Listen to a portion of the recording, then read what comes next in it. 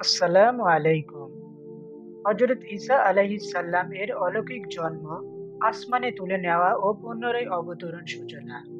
দুনিয়ার ইতিহাসে অনেক নবী রাসূল এসেছেন। প্রত্যেকের আগমন ছিল মানব জাতিকে সঠিক পথে ডাকার জন্য।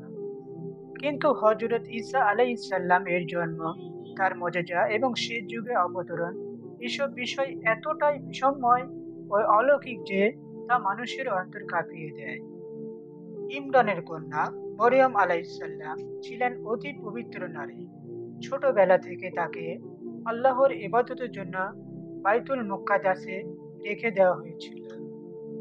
তিনি দিনরাত আল্লাহর ইবাদত মশগুল থাকতেন। কোরআনে বলা হয়েছে, প্রতিবার যখন জাকারিয়া আলাইসাল্লাম তার কাছে মিহরাবে প্রবেশ করতেন, তিনি তার নিকট রিজিক পেতেন। তিনি জিজ্ঞেস করতেন, হে মরিয়ম, এটা কোথা থেকে এলো? মরিয়ম বলতেন, এটি আল্লাহর পক্ষ থেকে। সূরা আলে ইমরান ৩৭ নং আয়াত। সুসংবাদ, একদিন মরিয়ম আলাইসাল্লাম একা ছিলেন। তখন আল্লাহর ফেরেশতা জিবরাইল আলাইসাল্লাম তার সামনে এসে সুদর্শন মানুষ রূপে উপস্থিত হলেন।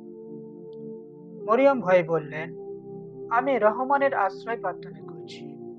তুমি যদি তাকওয়াবান হও তবে আমার থেকে দূরে যাও। ফেরেশতা বললেন, আমি কেবল তোমার রবের পক্ষ থেকে এসেছি। আমি তোমাকে একটি পবিত্র সন্তান দেওয়ার সুসংবাদ দিচ্ছি। মরিয়ম বিস্মিত হয়ে বললেন, আমাকে কোনো পুরুষ স্পর্শ করেনি, আমি কিভাবে সন্তান লাভ করব? ফেরেশতা উত্তর দিলেন, এমনই আল্লাহর বিধান। তিনি যখন কোনো কিছুর ফায়সালা করেন তখন কেবল বলেন হও, আর সেটা হয়ে যায়। গর্ভধারণ ও পরীক্ষা। মরিয়ম আলাইহিসসালাম গর্ভবতী হলেন।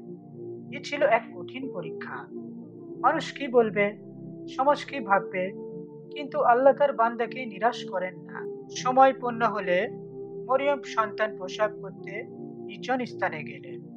যন্ত্রণায় তিনি খেজুর গাছের নিচে দাঁড়িয়ে বললেন, আহ, এর আগে যদি আমি মারা যেতাম, কেউ যদি আমাকে চিনতই না। তখন আল্লাহর পক্ষ থেকে আওয়াজ এলো, হে মরিয়ম, দুঃখ করো না, তোমার নিচে নদী প্রবাহিত করা হয়েছে। খেজুর গাছ ঝাঁকাও, টাটকা খেজুর পড়বে, খাও, পান করো এবং সন্তুষ্ট থেকো। নবজাতকের অলৌকিক কথা। যখন মরিয়ম আলাইসাল্লাম শিশুকে নিয়ে বনে ইসরায়েলের মাঝে আসলেন, সবাই বলল, হে মরিয়ম, তুমি তো পবিত্র পরিবার থেকে এসেছ। মরিয়ম কিছু না বলে শিশুর দিকে ইশারা করলেন। তখন কোলের শিশু অলৌকিকভাবে বলল, আমি আল্লাহর বান্দা। তিনি আমাকে কিতাব দান করেছেন এবং নবী বানিয়েছেন। আমাকে নামাজ ও জাকাতের নির্দেশ দিয়েছেন। আমাকে মার অনুগত্য করেছেন এবং আমি অভিশপ্ত নই। প্রাচীন যুগে আল্লাহ তাআলা বনে ইসরায়েলের হেদায়েতের জন্য হযরত ঈসা আলাইহিস সালামকে পাঠালেন। তিনি ছিলেন নরম স্বভাবের, দয়ালু এবং আল্লাহর প্রিয় বান্দা। আসসালামু আলাইকুম। হযরত ঈসা আলাইহিস সালামকে আসমানে উঠিয়ে নেওয়ার বিস্ময়কর কাহিনী। নবী ঈসা আলাইহিস সালামের আগমন। প্রাচীন যুগে আল্লাহ তাআলা বনে ইসরায়েলের হেদায়েতের জন্য হযরত ঈসা আলাইহিস সালামকে পাঠালেন। তিনি ছিলেন নরম স্বভাবের, দয়ালু এবং আল্লাহর প্রিয় বান্দা। আল্লাহ তাকে অসাধারণ ক্ষমতা দিয়েছিলেন। তিনি অন্ধের চোখ ভালো করে দিতেন, কুষ্ঠ রোগীকে সুস্থ করতেন, এমনকি মৃত মানুষকে জীবিত করতেন, সবই আল্লাহর ইচ্ছায়। কিন্তু অনেকেই ঈসা আলাইহিস সালামকে নবী মানল না। তারা বলল, এই ব্যক্তি আমাদের ধর্ম নষ্ট করেছে, তাকে হত্যা করতে হবে। তারা রোমান শাসকদের কাছে গিয়ে মিথ্যা অভিযোগ করল। তারা রোমান শাসকদের কাছে গিয়ে মিথ্যা অভিযোগ করল। তারা রোমান শাসকদের কাছে গিয়ে মিথ্যা অভিযোগ করল। ঈসা নিজেকে রাজা দাবি করছে, রোমান সাম্রাজ্যের বিরুদ্ধে বিদ্রোহ করছে। রোমান সৈন্যরা তাকে ধরার জন্য বেরিয়ে পড়ল। শত্রুরা কাছে চলে আসছে। এমন সময় ঈসা আলাইহিস সালাম তার সাথীদের নিয়ে এক ঘরে ছিলেন। তিনি দোয়া করলেন, হে আল্লাহ, আমাকে ও আমার সাথীদেরকে হেফাজত করুন। আপনি সর্বশ্রেষ্ঠ রক্ষাকারী।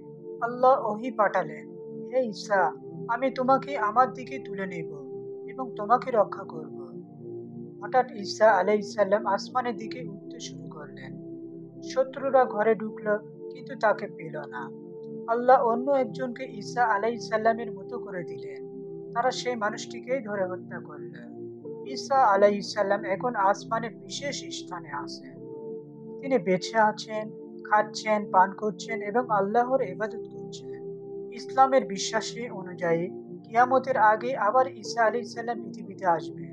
তিনি দাজ্জালকে হত্যা করবেন এবং পৃথিবীতে ন্যায় বিচার প্রতিষ্ঠা করবেন।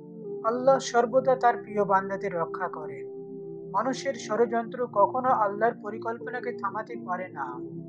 সত্যের পথে যেই চলবে শেষ পর্যন্ত বিজয় তারই হবে। আসসালামু আলাইকুম ওয়া রাহমাতুল্লাহ।